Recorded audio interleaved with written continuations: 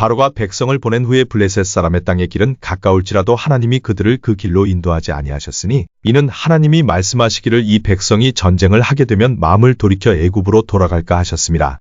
그러므로 하나님이 홍해의 광야 길로 돌려 백성을 인도하심에 이스라엘 자손이 애굽 땅에서 대열을 지어 나올 때에 모세가 요셉의 유고를 가졌으니 이는 요셉이 이스라엘 자손으로 단단히 맹세하게 하여 이르기를 하나님이 반드시 너희를 찾아오시리니 너희는 내 유고를 여기서 가지고 나가라 하였음이더라. 그들이 숫곳을 떠나서 광야 끝 에담에 장막을 치니 여호와께서 그들 앞에서 가시며 낮에는 구름 기둥으로 그들의 길을 인도하시고 밤에는 불 기둥을 그들에게 비추사 낮이나 밤이나 진행하게 하시니 낮에는 구름 기둥 밤에는 불 기둥이 백성 앞에서 떠나지 아니하니라. 오래전에 제가 노스캐롤라이나 지역 교회 협의회 총무로 사역을 하고 있었을 때 목회자 가족 여름 수양회 기간 중에 일어났던 일입니다.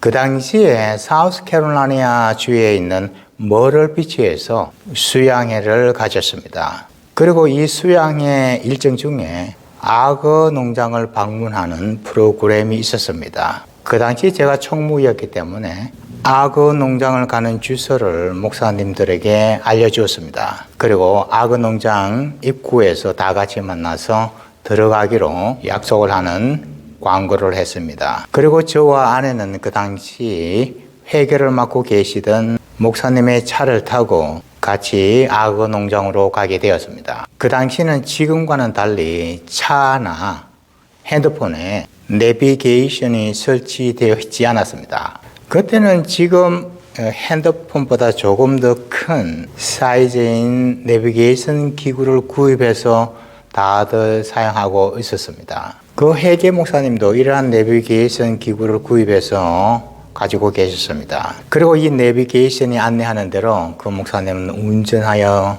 따라갔습니다. 그런데 10분이면 되는 악어 농장이 20분이 넘도록 나타나지 않는 것입니다.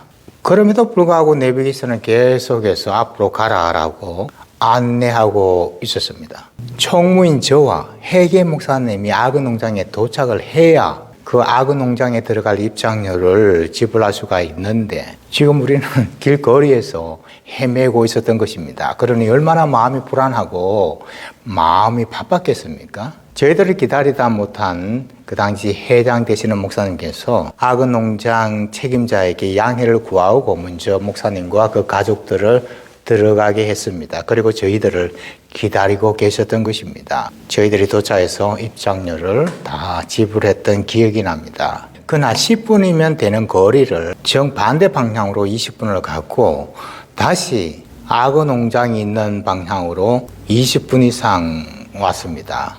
그래서 40분이나 더 늦게 악어 농장에 도착했던 것입니다. 나중에 알게 되었지만 그 당시 내비게이션 기구는 정기적으로 업그레이드를 해야 했습니다. 그런데 그 목사님은 이 내비게이션을 구입하고 난 후에 한 번도 업그레이드 하지 않고 몇 년을 사용했다고 해요. 아마 그래서 엉뚱한 길로 안내하지 않았는가 생각을 해봅니다. 이렇게 우리 인간이 사용하는 내비게이션은 종종 엉뚱한 길로 우리를 인도할 때가 있습니다. 그러나 하나님의 영적인 내비게이션은 결코 엉뚱한 길로 인도하지 않으십니다. 우리 인간의 눈으로 보기에는 엉뚱한 길로 인도하는 것처럼 보이기는 하지만 하나님은 절대로 오류가 없으신 분이십니다. 그래요. 우리가 인생을 살아가다 보면 이렇게 종종 엉뚱한 길로 가게 되는 경우가 있습니다. 그래서 빙빙 돌아가야 할 때가 있죠. 집을 팔고 이사할 일이 생겨서 집 내부를 어느 정도 수리를 하고 집을 내놓았는데 계획한 대로 집이 팔리지 않는 것입니다. 집이 팔려야 그 다음 집을 사고 이사를 갈 수가 있는 것 아니겠습니까? 자꾸 일이 미루어지게 되는 것입니다. 그리고 자녀들이 자라서 대학을 졸업하게 되면 이제 취직을 하게 되고 그러면 경제 사정이 좀 더 나아지게 될 것이다 라고 생각을 했지만 애당초 원래 계획대로 되지 않는 경우도 있습니다. 그러다 보니까 내가 처음에 생각하고 계획했던 일들이 자꾸만 미뤄지는 인생을 우리는 살아가고 있습니다. 그래서 나이 든 사람에게 이렇게 물어보면 자신이 계획하고 생각한 대로 인생을 살아왔다라고 말하는 사람은 거의 없습니다. 생각하지 못했던 이런저런 일이 생기는 바람에 그래서 다른 길을 찾으면서 지금까지 이렇게 오게 되었다라고 대답을 하는 사람이 거의 대부분입니다. 그리고 우리는 하나님을 믿고 살아가는 성도 아닙니까? 그러니까 저와 여러분, 우리는 이런저런 일이 생겨서 그 길이 막히고 그래서 다른 길로 가게 되었다라고 한다면 그 과정 속에 하나님의 개입하심이 있었다라고 믿어야 합니다. 하나님의 개입하심 속에서 지금까지 내가 살아왔다라고 고백해야 합니다. 오늘 본문의 내용이 바로 이러한 모습을 보여줍니다. 본문 17절은 이렇게 시작합니다.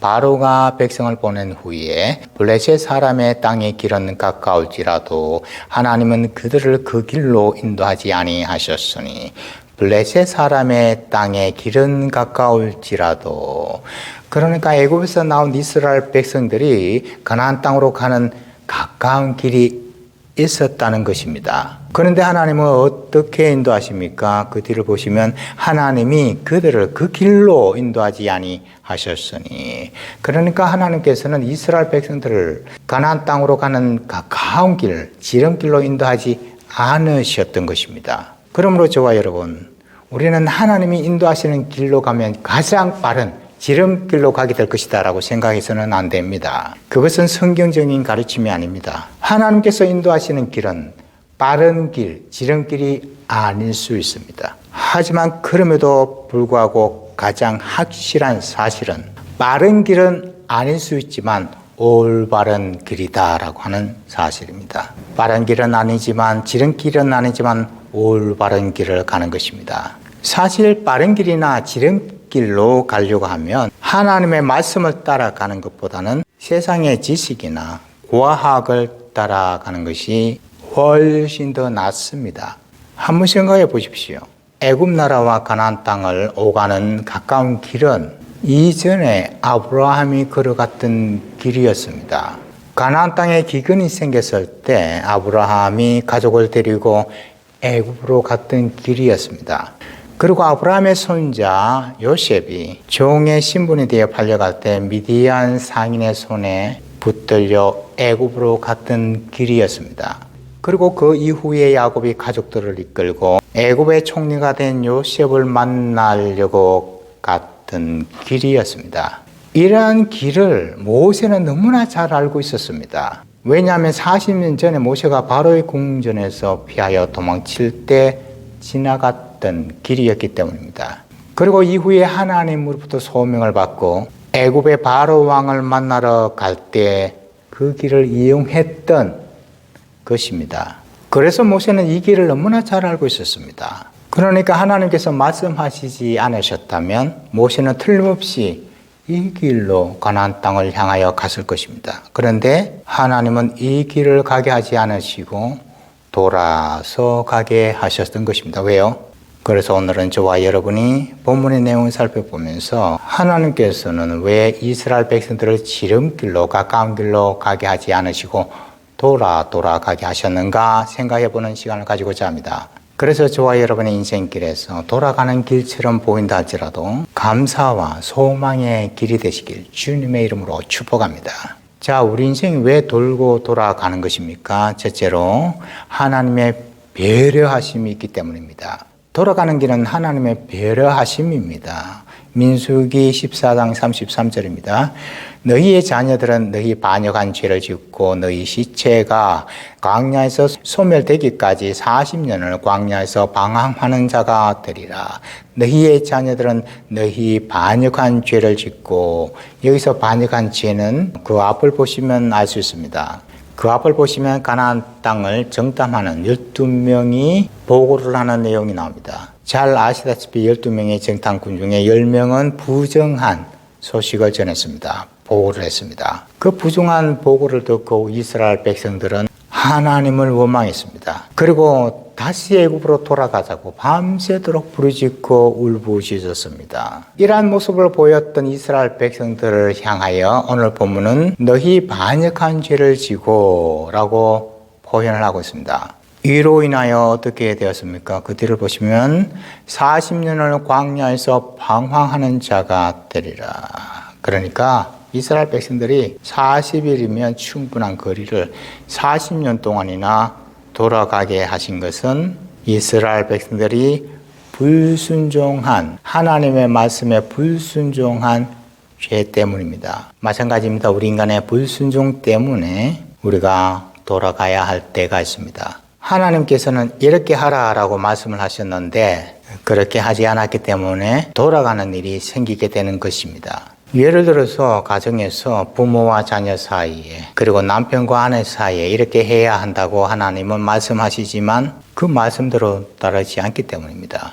직장에서는 후배는 상사에게 복종을 해야 하고 상사는 후배를 사랑과 덕으로 대해야 한다라고 하나님은 말씀하시지만 그렇게 하지 않기 때문입니다. 가게도 마찬가지입니다. 종업원과 주인 사이에 지켜야 할 하나님의 그 말씀을 따르지 않기 때문에 가게가 생각처럼 잘 돌아가지 않는 것입니다. 이렇게 가정에서나 직장에서나 사업 터전에서 우리가 생각하고 계획한 대로 되지 않고 자꾸만 미뤄지고 돌아가는 일이 생기는 것은 우리의 불순종 때문일 수도 있습니다. 자, 이때는 어떻게 해야 합니까?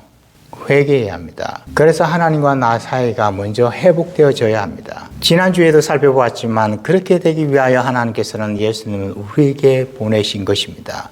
고린도후서 5장 18절입니다. 그가 그리스도로 말미암아 우리를 자기와 화목하게 하시고 그리스도로 말미암아 우리를 자기와 화목하게 하시고 하나님께서는 예수님을 우리에게 화목하게 하기 위하여 보내주셨습니다. 그리고 그 예수님께서 가장 먼저 하신 말씀이 무엇입니까? 마태복음 4장 17절입니다. 이때부터 예수께서 비로소 전파하여 이르시되 회개하라 천국이 가까이 왔느니라 하시더라. 천국이 가까이 왔느니라. 자, 천국이 가까이 갈 수 있는 길은 무엇입니까? 그 앞에 나오죠. 회개하라입니다. 회개입니다. 왜요? 불순종한 죄를 짓고 살아가기 때문에 하나님과 원수된 관계에 있었기 때문입니다. 그래서 원수된 관계에 있는 하나님과 화목하기 위해서는 가장 먼저 해야 할 일이 회개인 것입니다. 그래서 하나님께서 보내신 예수님께서 가장 먼저 하신 말씀이 회개하라 였던 것이죠.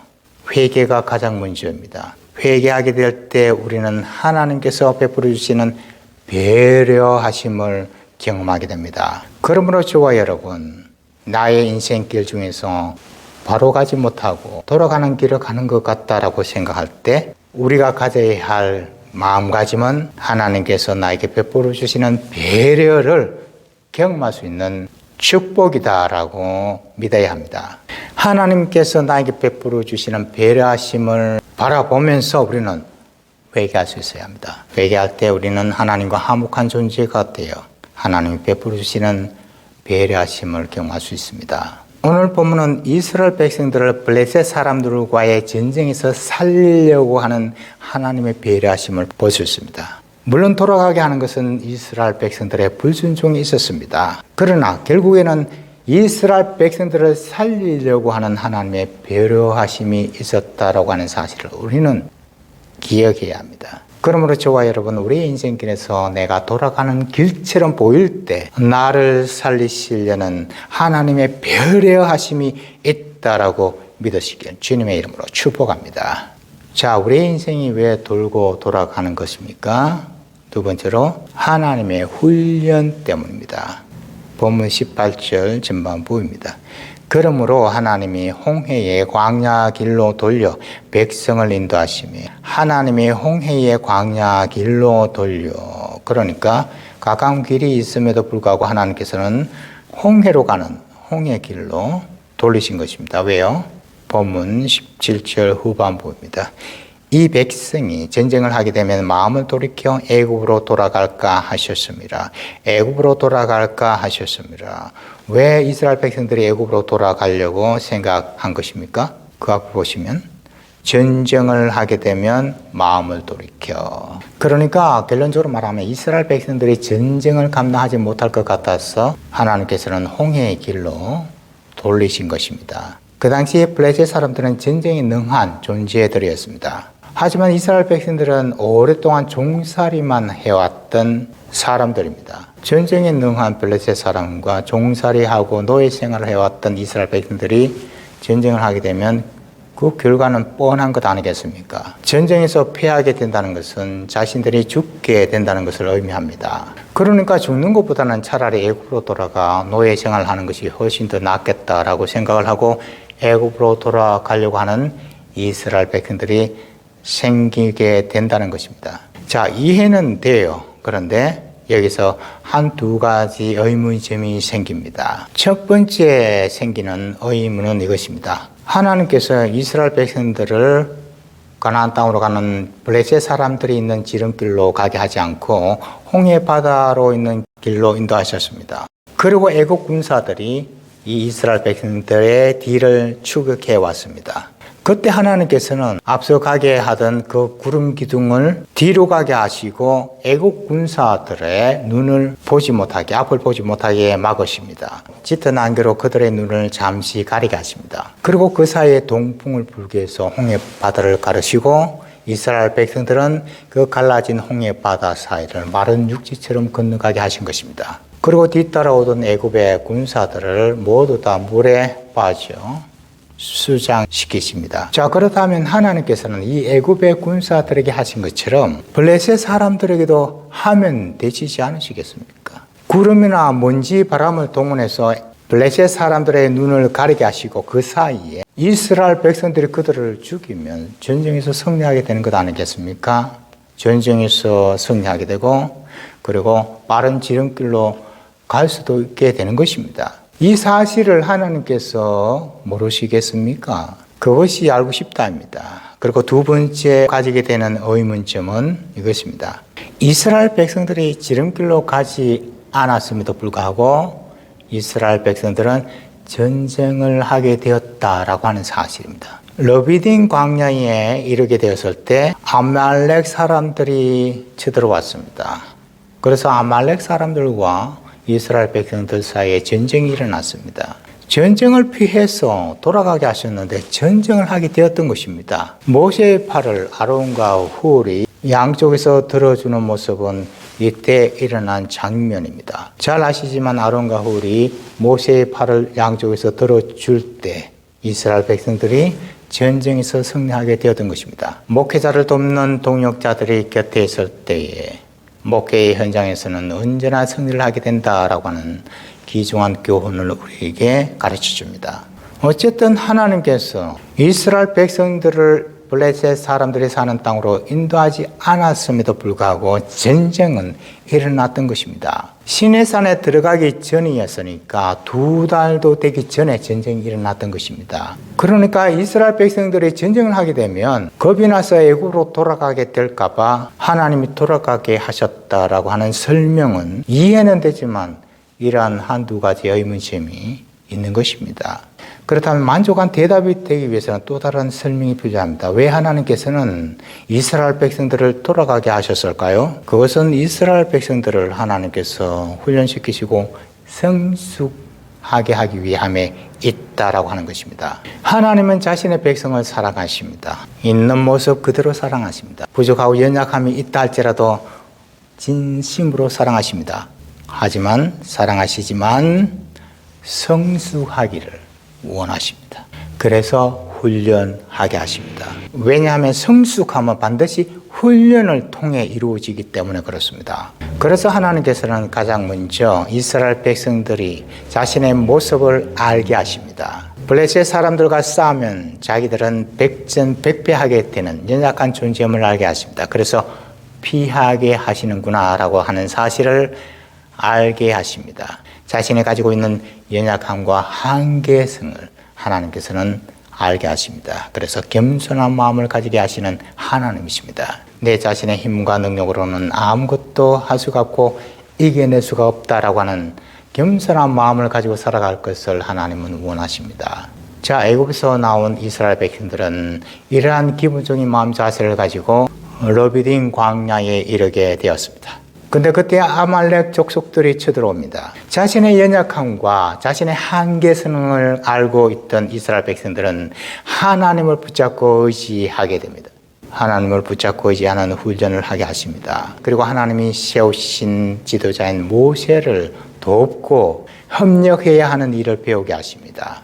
이스라엘 백성들이 아말렉 족속과의 전쟁에서 얻게 된 교훈이 있다면 이것입니다. 지금 우리가 가지고 있는 능력은 블레셋 사람들과의 전쟁을 피해서 돌아가야 하는 수준이지만 그럼에도 불구하고 하나님을 의지하고 하나님의 말씀을 따라 순종을 하게 될 때 블레셋 사람들보다 훨씬 더 강한 군대를 이길 수가 있다, 승리할 수가 있다라고 하는 것입니다. 이러한 믿음을 가지고 광야 길을 걸어가게 하기 위하여 하나님께서는 이 전쟁을 허용하신 것입니다. 그래서 더욱 성숙한 하나님의 살아가게 하시기 위하여 이 훈련을 하신 것입니다. 자, 여기서 우리가 배워야 할 교훈이 있다면 무엇입니까?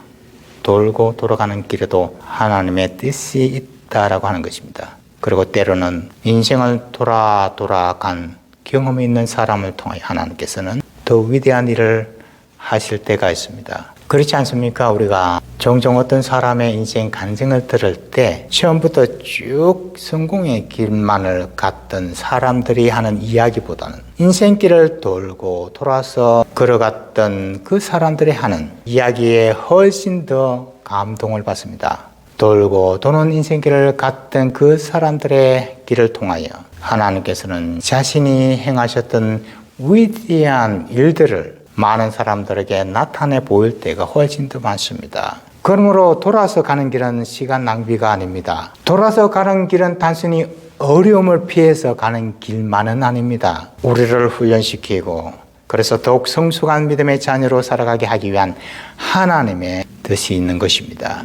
돌고 돌아서 갔던 이스라엘 백성들에게 가나안 땅에 들어가서 그 가나안 여러 민족들을 정복하고 그 가나안 땅에 살아갈 수 있었던 것입니다. 그러므로 왜 나는 지금 이 모양 이 꼴인가? 왜 나는 계속해서 제자리 걸음만 할까?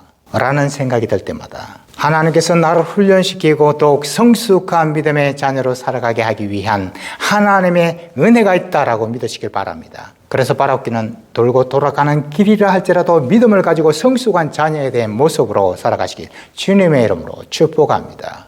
자, 우리 인생이 왜 돌고 돌아가는 것입니까? 세 번째로 하나님께서 함께 하심을 알게 하기 위해서입니다. 본문 21절 22절입니다. 여호와께서 그들 앞에서 가시며 낮에는 구름 기둥으로 그들의 길을 인도하시고 밤에는 불 기둥을 그들에게 비추사 낮이나 밤이나 진행하게 하시니 낮에는 구름 기둥 밤에는 불 기둥이 백성 앞에서 떠나지 아니하니라. 낮에는 구름 기둥 밤에는 불 기둥이 백성 앞에서 떠나지 아니하니라. 지금 이스라엘 백성들은 광야에서 힘들고 고통스럽게 생활을 하고 있습니다. 이렇게 힘들고 고통스러운 광야길이 돌아가는 광야길이 언제 끝나게 될지 그들은 알 수 없습니다. 하지만 분명한 사실은 지금 이스라엘 백성들 앞에 구름 기둥과 불 기둥이 함께 있다라고 하는 사실입니다. 지금 이스라엘 백성들이 눈을 들어 보기만 하면 하나님이 함께 하시는 것을 알 수 있는 환경에 있습니다. 여기서 얻을 수 있는 교훈은 무엇입니까? 우리도 마찬가지입니다. 우리의 잘못으로 인하여, 나의 실수로 인하여, 나의 미성숙함으로 인하여 내가 제자리 걸음하는 것처럼 보일 수가 있습니다. 다람쥐 채바퀴 돌듯이 계속 되풀이되는 삶을 살아가는 것처럼 보일 수가 있습니다. 하지만 이러한 환경 속에서도 확실한 것은 하나님이 나와 함께 하신다고 하는 사실입니다. 그리고 내 주변의 환경이 좋지 않으면 좋지 않을수록 힘들면 힘들수록 하나님이 나와 함께 하심을 더 잘 깨달을 수 있는 경험할 수가 있다고 하는 사실을 우리는 알아야 합니다. 왜 배가 고픈 환경에 있으면 환경이 있을수록 내 주변에 있는 음식이 내 눈에 훨씬 더 잘 보이지 않습니까? 환경이 힘들면 힘들수록 거칠면 거칠수록 하나님이 나와 함께 하심을 훨씬 더 잘 경험할 수가 있게 됩니다. 눈을 들어 하늘을 바라보기만 하면 하나님이 나와 함께 하심을 잘 깨달을 수가 있습니다. 그리고 하나님이 나와 함께 하시기 때문에 지금 내가 돌아가는 길이라 할지라도 그 길이 소망의 길이 되고 감사의 길이 될 수가 있다고 하는 게 사실입니다. 돌고 도는 인생길을 가다 보니까 어느덧 내 나이가 늙어서 아무것도 할 수가 없는 지경이 되었다 할지라도 하나님이 함께 하실 때는 담대한 고백을 할 수가 있습니다. 내 나이가 어때서? 라고 하는 노래 가사처럼 담대하게 찬양하며 신앙생활을 해 나갈 수가 있는 것입니다. 모세 나이 80살에 80살에 위대한 지도자의 길을 가게 하신 하나님이시지 않으십니까? 하나님에게는 우리 인생의 나이가 아무런 문제가 되지 않습니다. 하나님에게 문제가 되는 것은 단 하나, 우리가 하나님께서 나와 함께 하신다는 사실을 믿지 못하는 것이 하나님에게는 문제가 되는 것입니다. 그래서 하나님께서는 좋지 않은 환경을 통해서라도 돌아가게 하시면서까지라도 함께 하신다는 믿음을 가지고 신앙생활을 하게 하십니다. 그러므로 저와 여러분, 하나님이 나와 함께 하신다라고 하는 믿음이 하나님께서 가장 기뻐하시고 원하시는 것임을 믿으십시다. 지금 나를 둘러싸고 있는 이 환경보다도, 이 문제보다도 더 크고 위대하신 하나님이 나와 함께 하신다는데 그 무엇이 두렵겠습니까? 나와 함께 하시는 하나님이시기에 지금 내가 가는 이 길은, 나를 둘러싸고 있는 이 환경은 두렵고 염려스러운 길이 아니라 소망과 감사의 길이 될 것임을 믿으십시다. 그러므로 저와 여러분 바라옵기는 이스라엘 백성들처럼 내가 돌아가는 길에 있다 할지라도 나와 함께 하시는 하나님을 바라보면서 감사와 소망의 마음을 가지고 남은 생에 살아가시길 주님의 이름으로 축복합니다. 기도하시겠습니다. 아버지 하나님, 오늘 본문의 말씀을 통하여 하나님께서 우리의 인생길을 돌고 돌아가게 해주신 의미를 깨닫게 되었습니다. 하나님의 배려하심과 하나님의 훈련을 통하여 저희들을 더욱 성숙한 인생길을 살게 하기 위한 하나님의 뜻이 있음을 깨닫게 되었습니다. 돌고 돌아가는 길이라 할지라도 하나님이 나와 늘 함께 계신다라고 하는 믿음으로 살아가게 하여 주시옵소서. 그래서 어떠한 환경 속에서라도 소망을 가지고 감사하는 마음을 가지고 영적인 가나안 땅인 천국으로 들어가는 은혜를 베풀어 주시옵소서. 감사하며 예수님의 이름으로